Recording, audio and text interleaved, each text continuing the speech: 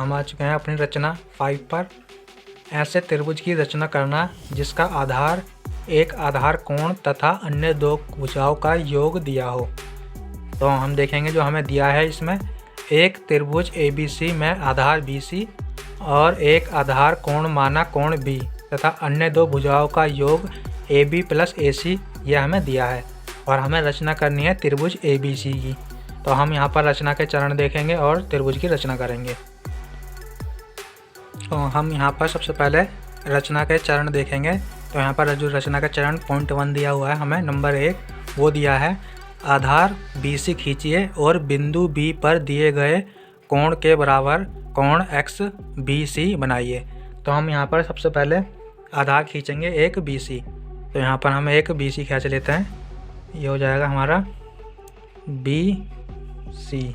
हमने एक आधार खींच लिया है अपना आधार BC। तो ये हो गया हमारा आधार और हमें एक कोण बनाना है कोण XBC, ये हमें दिया हुआ है। तो हम यहाँ देखेंगे तो XBC कोण बनाएंगे। तो यहाँ पर हम एक रेखा खींच लेते हैं इस तरीके से और हम यहाँ पर इसे क्या कर देंगे, इसे यहाँ पर मिला देंगे। तो ये जो हमारा कोण हो जाएगा ये क्या हो जाएगा, कोण XBC हो जाएगा। तो हमने यहाँ पर कोण XBC बना लिया है, जैसा कि हमें यहाँ पर दिया गया है कोण के बराबर XBC कर लेंगे।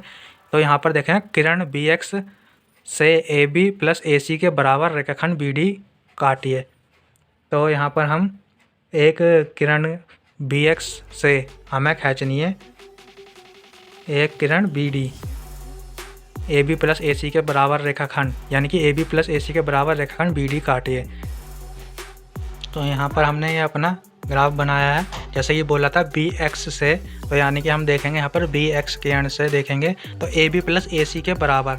तो हमारा जो AB हो जाएगा AB और AC भुजा के दोनों के बराबर एक BD काटिए। तो यहाँ पर एक BD जो है ये यहाँ पर हमने यहाँ पर D पॉइंट मान लिया। तो ये हो जाएगा BD, यानी कि AB और AC के बराबर है, ये इन दोनों के बराबर है BD।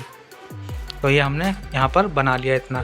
तो अब हम अगला देखेंगे कि DC को मिलाइए तथा DC का लंबार्धक खींचिए जो BD को बिंदु A पर काटता है। तो यहाँ इसका हमने लंबार्धक खींच लिया है, DC को मिलाइए। तो हमारा जो ये है D और C को हमने पहले मिला दिया है। तो DC को मिलाइए तथा DC का लंबार्धक खींचिए। तो हमने इसका एक लंबार्धक ये खींचा हुआ है जो बिंदु A पर काटता है। तो ये हमने DC का एक लंबार्धक खींच दिया जो DC को समान दो भागों में बांटेगा और यहाँ पर बिंदु A पर काटता है। तो ये हो जाएगा हमारा। अब हम क्या करेंगे, रेखाखंड CA खींचिए। तो हमने रेखाखंड CAB यहाँ पर ये खींच लिया जो हमने पहले देख लिया था AB और AC के बराबर जो था योग के बराबर BD। तो ये हमने रेखाखंड भी खींच लिया। तो हम जो कहेंगे त्रिभुज ABC जो होगा हमारा, यानी कि त्रिभुज ABC ये क्या होगा, एक अभिष्ट त्रिभुज है।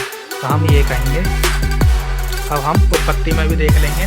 तो हम उत्पत्ति में क्या लिखेंगे, तो हम उत्पत्ति में देखेंगे तो हम लिखेंगे जो हमारा बिंदु है बिंदु ACD के क्या है, लंबार्धक है। जैसे कि यहाँ पर है DC CD के लंबार्धक है, लंबार्धक पर स्थित है। तो क्या होगा, AC क्या होगा, बराबर होगा किसके, AD के। अगर हम देखें जो AC है वो बराबर है किसके, AD के। जैसा हमने देखा था कि AB और AC के दोनों के बराबर, दोनों के योग के बराबर क्या था, BD था।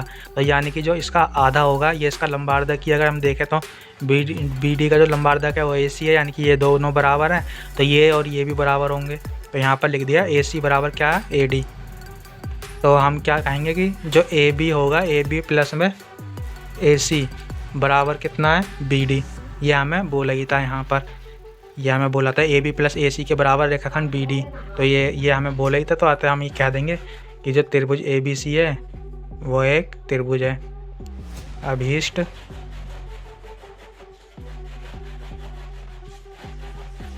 त्रिभुज है।